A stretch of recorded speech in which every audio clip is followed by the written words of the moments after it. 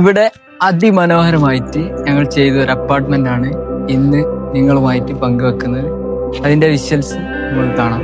ഈ അപ്പാർട്ട്മെന്റ് സ്ഥിതി ചെയ്യുന്നത് പൂനൂരിനടുത്ത് ഉമ്മണികുന്ന് എന്ന സ്ഥലത്താണ്. ഇവിടെ നമ്മൾ ചെയ്തത് 3 നിലകളിലായിട്ട് 12,500 സ്ക്വയർ ഫീറ്റ് 12 യൂണിറ്റിലാണ് ഇവിടെ ഈ കൺസ്ട്രക്ഷൻ ചെയ്തത്.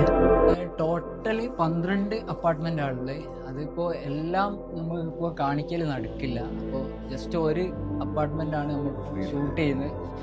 വീണ്ടോർ കയറി വരുന്ന ലിവിംഗ് റൂമിലേക്കാണ്.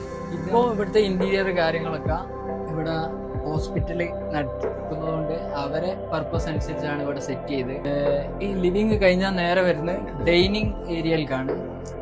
അതേപോലെ ഇവിടെ മാസ്റ്റർ ബെഡ്റൂമാണ്.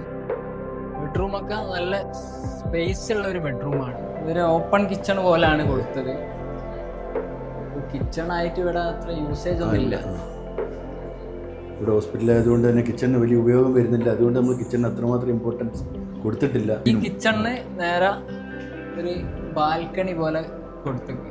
അതിൻ്റെ 2ാമത്തെ ബെഡ്റൂമാണിത്. ഇത് അത്യാവശ്യം നല്ല ലെങ്ത് ഉള്ള ഒരു ബെഡ്റൂമാണ്.